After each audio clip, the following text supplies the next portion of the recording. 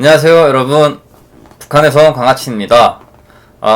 오늘은 제가 북한의 범죄에 대해서 한번 좀 얘기를 해보려고 합니다. 북한의 범죄라고 하면 이제 우리가 통상적으로 이건 범죄다라고 이해되는 것도 있고, 이제 뭐야 이런 게 왜 범죄야? 라는 범죄도 있긴 한데, 일단 어떤 범죄가 있는지 제가 오늘 한번 말씀드려 보겠습니다. 첫째, 북한은 도둑들이 정말 많아요. 이제 고난의 행군을 겪으면서 북한에서 이제 사람들이 먹고 살기가 진짜 힘들었단 말이에요. 그래서 뭐 고난의 행군 중에 아사자가 뭐 몇십만 명 막 생기고 그랬다고 했잖아요. 그게 진짜였거든요. 그러다 보니까 이제 꽃제비들이 엄청 늘어나면서 뭐 참 안 되긴 했지만 이제 부모가 없는 고아들도 많이 늘어나고, 얘네가 다 꽃제비가 되면서 얘네도 뭐 어떻게든 뭐 먹고는 살아야 될 거 아니에요. 그러다 보니까 얘네가 뭐 경제력도 없고, 뭐 어디가 일할 데도 없고, 뭐 우리나라처럼 어디 건설 현장 가서 막 몸이라 써서 일해서 뭐 돈이라도 벌 데가 있으면 일이라도 하겠는데, 그런 곳이 아예 없단 말이에요. 그러다 보니까 얘네가 이제 장마당 이런 데 가서 도둑질을 해요. 도둑질을 하는데 어떻게 하냐면은, 근데 그것도 기술인 것 같아요. 사람들이 이제 장마당을 돌아다니면은 주머니에서 몰래 막 현금을 빼가고, 그리고 이제 면도칼을 갖고 다니면서 막 뒤에 배낭 찍고 뭐 옷 찍고 해가지고 막 소매치기를 해가고, 그런 게 진짜 많아요. 그리고 이제 좀 어린 꽃제비들 같은 경우는 배가 고프잖아요. 그러면 제가 어릴 때 저 같은 어린애들이 막 장마당에서 떡을 사서 막 먹고 있으면은 가만히 와가지고 빡 훔쳐갖고 막 도망가고 하거든요. 저도 막 여러 번 가래떡이랑 뭐 인조고밥이랑 뺏긴 적이 있어요. 두 번째로, 이제 집을 터는 도둑들이 많은데, 사람 있는 살림집은 잘 못 털어요.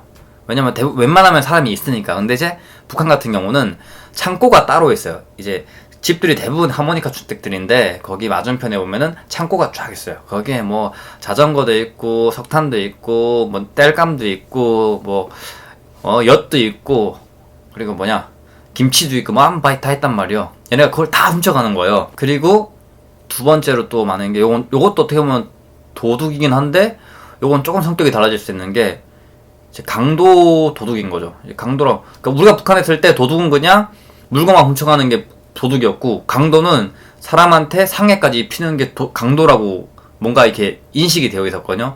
왜냐면 모든 강도들은 이제 북한에 자전거가 진짜 귀하단 말이에요. 왜 그러냐면은 북한은 교통수단이, 대중교통 이런 게 뭐 거의 없다고 봐도 돼요. 뭐 있긴 있는데, 뭐 전기로 간 전차가 있는데 전기가 안 오니까 전차가 무용지물이거든요. 그리고 뭐 가끔 전기가 와도 전압이 딸려가지고 진짜 뛰어가는 것보다 더 느리게 간단 말이에요, 버스가. 그러다 보니까 사람들이 뭐 그런 거 탈 생각을 안 해요.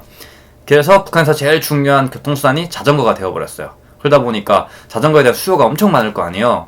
이에 따라서 공급이 잘 안 되니까 자전거 값이 엄청나게 비싸요. 그래서 강도들이 뭐 백날 어디 가서 뭐 김치 털고 석탄 털고 하느니, 자전거 한 번 털면은 거의 뭐 진짜 엄청 그게 퀄리티가 너무 다르니까 자전거를 많이 털려고 하거든요. 근데 자전거가 귀한 만큼 또 사람들은 또 그걸 지키려고 해요. 그 과정에서 막 강도랑 뭐 자전거 주인이랑 막 싸우고 그런단 말이에요. 그러니까 예전에 강도들은 그냥 막 위협을 했대요. 막 자전거 내놔라, 막 칼 들고. 그래서 막 순순히 내주고 했는데, 삶이 점점 더 각박해지면서 이제 사람들도 내 전재산인 자전거를 뺏길 수가 없잖아요. 에? 그래서 이렇게 생각하시면 돼요. 우리나라에서 밤에 현금 따발 예를 들어서 한 1억을 주고 가는데 갑자기 누가 내놓으래요. 주겠어요? 안 주죠. 그 정도 가치라고 생각하면 될까? 그러다 보니까 이제 강도들이 안 되겠다, 이거 그냥 위협해서 못 뺏는다, 그냥 까야겠다, 죽여야겠다, 이런 생각을 하게 된 거예요. 그래서 이제 한 번은 우리 친구 아버지가 그걸 똑같이 당했거든요, 강도한테. 우리 동네 이제 천마산 국빈돌이라고 이제 강도가 진짜 많이 나오는 그런 스팟이 있어요. 거기를 자전거 타고 막 가시는데 강도를 당하셨대요. 물어봤더니 뭐 아버지가 머리에 피 줄줄 흘리면서 알몸으로 그냥 발견이 됐다는 거예요.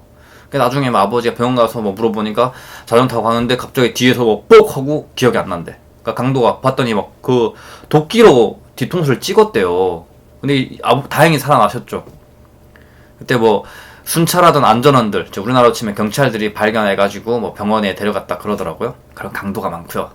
세 번째로 좀 더 심각한 게 마약. 이게 마약이라는 게 삥두라고 뭐 들어본 분들도 계시고 뭐 모르시는 분들도 계실 텐데, 제가 알기로는 이게 북한에서 제조되고 뭐 나오는 걸로 알고 있어요. 북한에서 뭐 만들어가지고 중국에 판다고 하더라고요. 근데 그게 일반 북한 주민들한테도 이제 좀 만연하게 퍼진 거예요. 어느 정도로 퍼졌냐? 고등학생들까지 그걸 막 하는 거예요. 우리 학교 같은 경우가 좀 고위 간부들의 자식들이 많이 다녔어요. 뭐 보위부, 간부, 뭐 당 간부 이런 자식들이 많았는데 그 보위부나 당에서 사실 이런 불법적인 뭐 마약이나 이런 것들을 단속하는 곳이란 말이에요. 근데 얘네가 부모님들 그거를 단속해서 갖고 오면은 지네가 몰래 훔쳐서 학교 나와서 애들이랑 뭐 하는 거예요. 그런 것도 있고, 예, 지금까지는 이제 뭐 어디 가서든 이건 범죄다 라고 이제 뭐 다 동의할 수 있는 그런 범죄였고요. 지금부터는 이제 북한에서만 범죄로 취급되는 거. 그 첫 번째가 이제 한국 드라마랑 영화를 보는 거. 이거는 이제 사실 뭐 아까 말했던 도둑이나 강도나 뭐 마약은 그냥 뭐 일반적인 사회범죄? 뭐 정도로 간주가 되는데, 뭐 한국 드라마, 영화 보고 다 걸린 거는 이때부터는 이제 정치범이 되는 거예요. 북한에서 정치범이랑 일반범은 정말 차이가 다르거든요. 뭐 정치범이, 그냥 일반범은 내가 어디 뭐 교도소나 일반적인 교도소나 노동단련회나 가서 좀 뭐 강제 노역하다가 풀에 나올 확률이 높은데, 정치범은 사실 끌려가면 끝이란 말이에요. 물론 저도 뭐 북한 했을 때 그 한국 드라마 영화를 엄청 많이 보긴 했지만, 저도 볼 때 정말 가슴을 졸이면서 문을 다 걸어 잠그고 막 커튼으로 창문 다 가리고 이렇게 봤었거든요. 지금 생각해보면은, 물론 그땐 재밌어서 보긴 했지만 지금 생각해보면 미친 짓이었죠. 드라마가 그렇게 위험을 감수할 정도로 재미가 있었나? 솔직히 재미는 있었어요. 그리고 두 번째로 이제 좀 또 뭐 이것도 범죄라고 하는 게, 사실 북한에서는 이게 제일 큰 범죄로 간주되는 거예요. 김일성, 김정일, 김정은 욕하는 거, 그리고 뭐 훼손시키는 거, 이름 부르는 거. 이건 진짜 뭐 북한에 사는 사람이라면 절대 상상도 못하는, 그러니까 아무리 속으로 욕하고 싶어도 절대 말하면 안 되는 거. 그 누구한테도.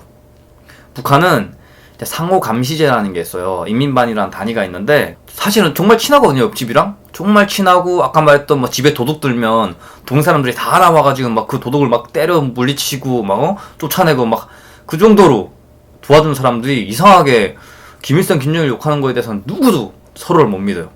왜 그러냐면 북한에 그런 말이 있어요. 좀 무서운 말이 몇 가지가 있는데, 뭐 아버지 어디 가셨냐, 아버지 출장 준비하라고 해서 출장 갔다, 뭐 이런 얘기가 있는데, 뭐냐면은 이제 뭐 이런 얘기가 있었어요. 어떤 사람이 집에서 막 술을 먹다가 너무 살기 힘드니까 막 김정일 저거 아버지만큼 못한다, 뭐 이런 얘기를 했대요.